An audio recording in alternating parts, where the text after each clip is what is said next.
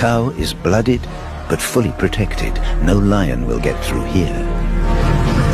The big four males' younger half-brothers, also close by when the attack started, are pulled into the tumult.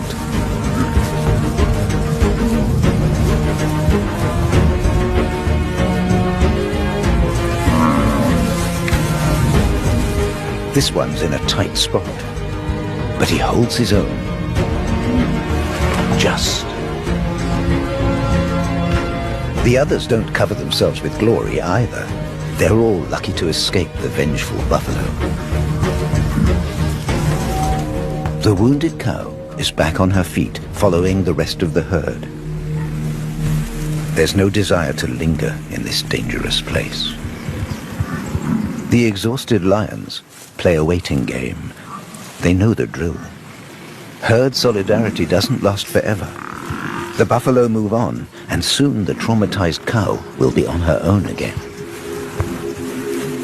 Even lame Olomina plucks up courage now.